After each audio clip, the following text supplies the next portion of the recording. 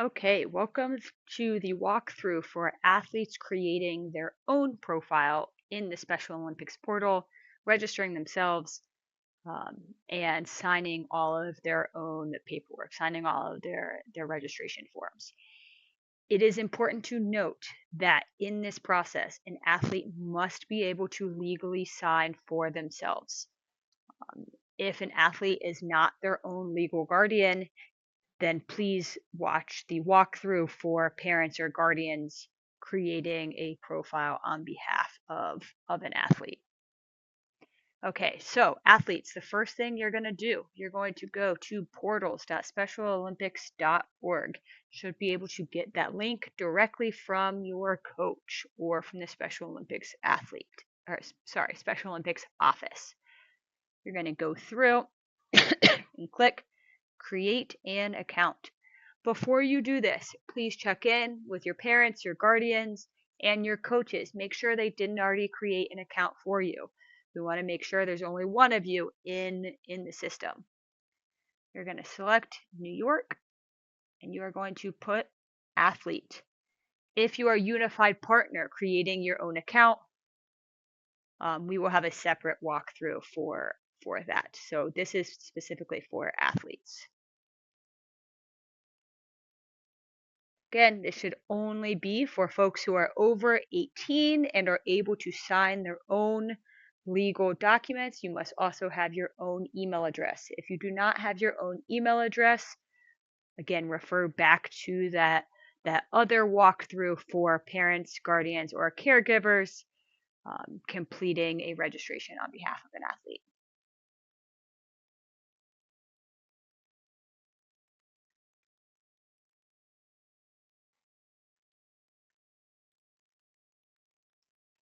This is just a test email. I'm going to hit send verification code. Do not exit out of this box. You're going to go back to your inbox, right? If you need to create another tab to access your inbox, do that, but make sure you don't exit out of this box.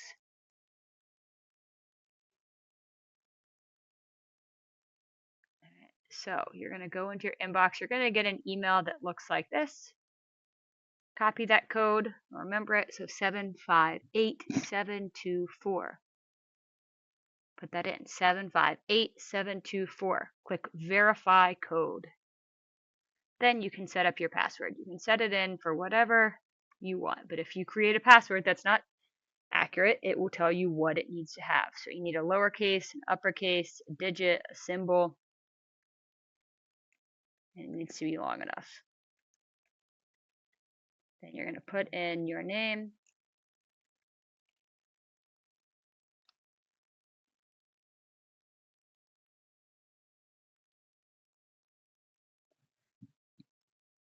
All right, so hold on one second. I need to log out. This gave me the wrong spot. Okay, now I'm logged into the proper account. It is going to start with asking you some questions about yourself. So your name is already going to pull over from what you put in on the other page. I'm going to put a number here. Make sure that it's the best number to reach you. If you have a cell phone, if you have a work phone, your parents' phone, right? Whatever the best number to reach you, you want to put that here.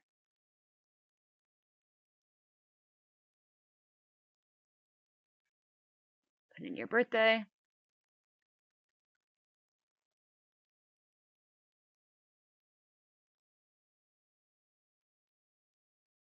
You can either type it in, you can find it on the calendar here as well.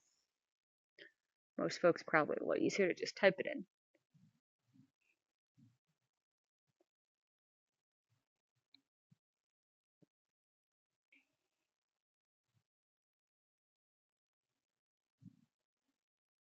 I'm going to pause and skip ahead on a few of these questions. Okay, so now that you have created your profile, you'll automatically be either directed to that checklist, or if it redirects you to your athlete zone. Either case, you're going to want to make sure you navigate to your checklist. So if it doesn't automatically send you there, you can make sure you're in your athlete zone by clicking this button up here and going to your athlete checklist right here.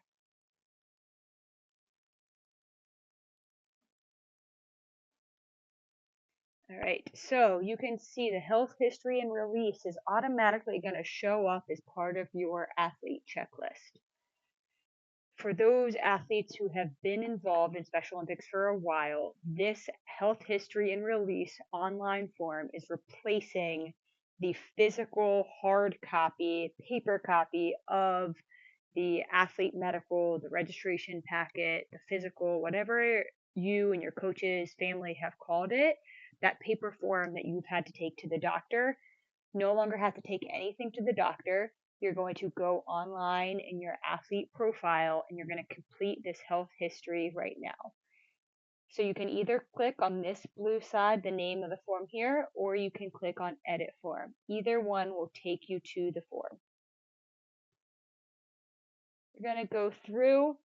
My suggestion would be before you get started on this, you find somebody who can help you. You look for all copies of your medications, right? Whether you have notes from your doctor's office or you have the pill bottles or the tubes for any creams you use, any kind of medication or prescription or over the counter kind of pills or anything that you take, you want to make sure that you have with you. Um, and then if you think you have questions, having someone there with you can definitely help.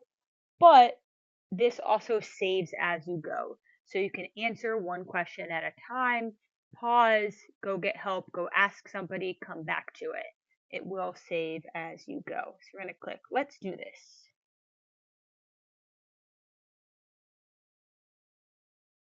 All right, this first question is asking about what makes you a Special Olympics athlete. So I had done this before. The recording wasn't really working, so I had to do it again. So you can already see the test condition that I used. But for most of you, if you're doing this for the first time, this is going to be blank. You're going to need to add a condition.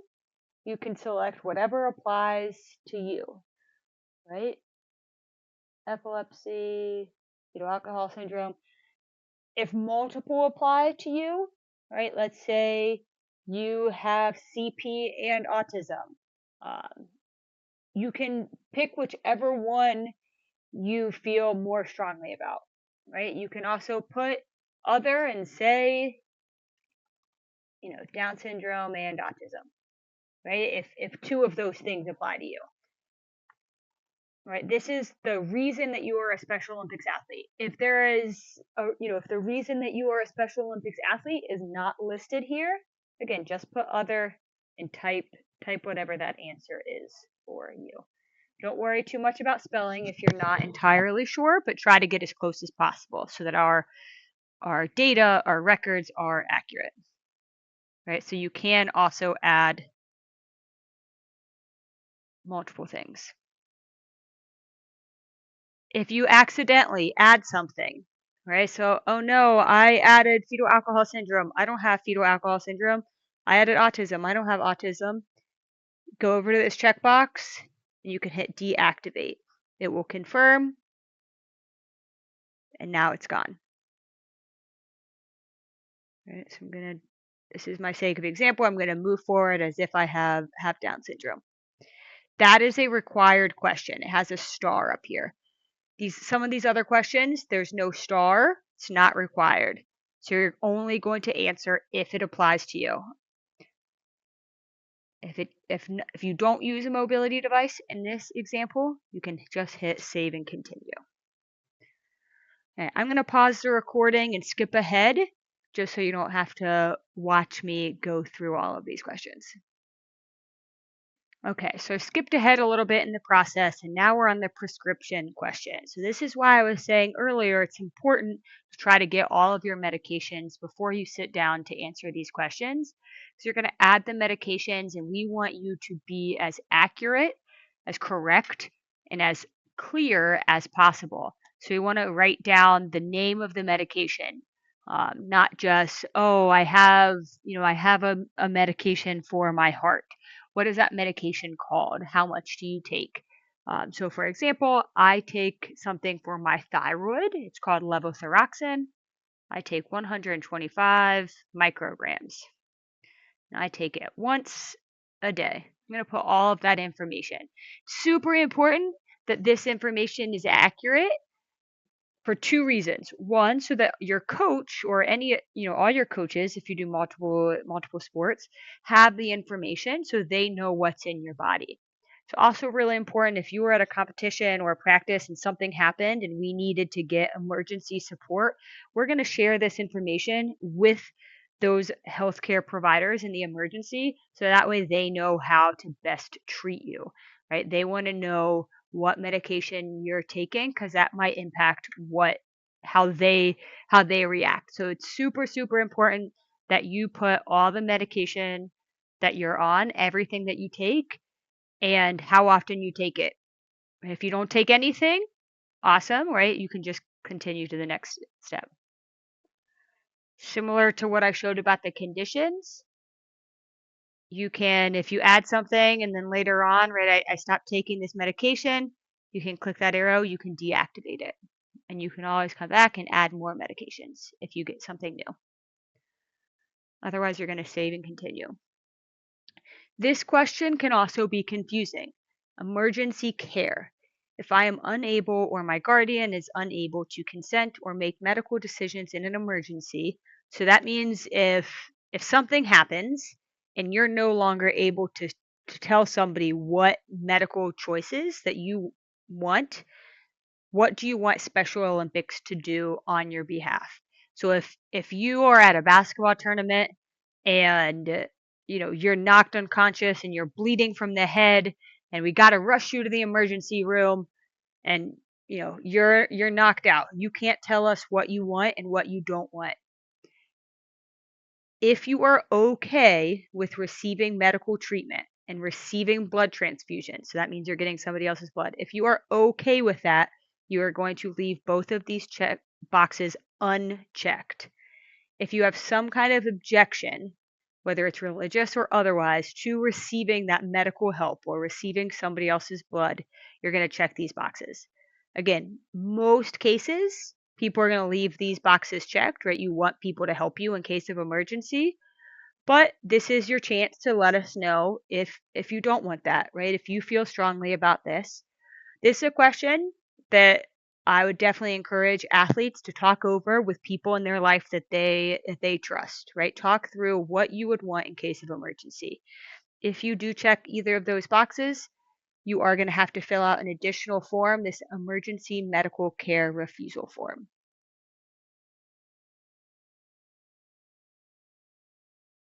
All right, so you answer that question. All right, the final question is talking about evaluation and research.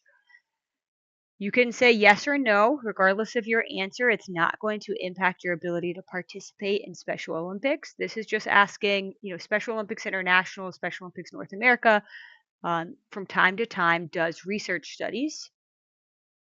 We want to know, are you interested in finding out more about it?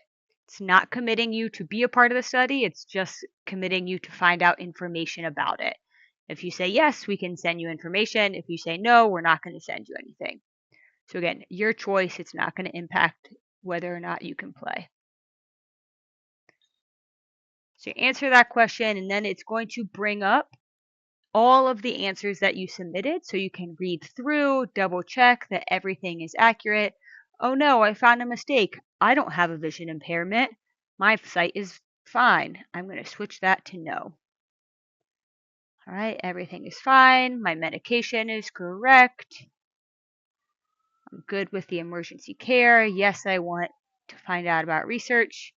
Everything's good to go. I hit save and continue. All right, this next sign is a release form. I said at the beginning of this video that this walkthrough is for athletes who are able to legally sign for themselves, for yourself. So again, if you are not able to sign for yourself, this is the stage in the process where you're going to need to get somebody who normally signs release forms, signs anything legal for you. But if you're able to sign for yourself, there's two different ways to do it. There's this manual sign, which would download a form that you can print out, sign it, and then upload it back into the system, or you can do an e-form. Personally, I think that the e-form is a little bit more straightforward. So that's what we're going to show here in this demonstration. But if you want to go through that manual sign and you need assistance, please reach out to your coach or somebody from your regional office. We're going to click Sign eForm. This says it's already been signed. Hold on one second. I'm going to pause and fix this error. Okay, sorry folks. I'm not exactly sure what happened. There, it skipped when I tried to fix it. It skipped straight to the confirmation page. But the e-signature form will send you to Adobe. You'll also get emails. If you have any trouble with that e-signature, please reach out to your coach or regional staff. Once you do that e-signature, you're going to go back to your checklist and you will see that your status is submitted. So as you fill out this form, it's going to be sent to headquarters. Somebody in our headquarters office is going to review the information that you submitted. There are certain conditions, certain answers that may flag a need for follow-up.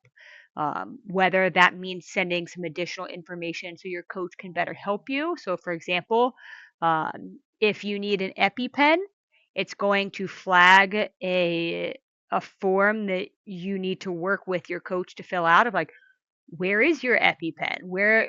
How can a coach find that if you're allergic to bees and you need an EpiPen and you get stung by a bee at softball practice, right? That kind of information that's going to help your coach help you. If there's nothing, right? If there's no further action, then they will approve your form. But this takes time. We have a lot of athletes around the state, a lot of folks that we need to look through that stuff to make sure everyone's good to go. Just know that if this says submitted, that means that at this point in the process, you have done everything that you need to do for now, right? Until you hear otherwise. Eventually, this will come through and it will show as approved. Your expiration date is going to show up as 1 year to the date. So I'm recording this on November 20th, 2025. So my health history form is going to expire on November 20th, 2026. That means this time next year, I'm going to need to go in and renew that information. I'm not going to have to answer all the questions again. It's going to be kind of like that last page where it's going to show me everything. I'm going to review. Yep, my address is the same. I'm still on levothyroxine. I still don't have any allergies. Oh, wait. Actually, in addition to my levothyroxine, I now have this other medication. I now take metformin, right? So I am going to go in and add metformin into my list, and then you'll submit it, right? So it's going to be a little bit easier, but you are going to do it once a year now instead of once every 3 years. You will get notifications on that. Your coaches will get notifications. So just know that for right now, you are good to go. If you have any questions about this process or you run into any issues, please be sure to reach out to your coach. If you don't have a coach yet, you're a brand new athlete, reach out to somebody from your Special Olympics regional office. Thank you.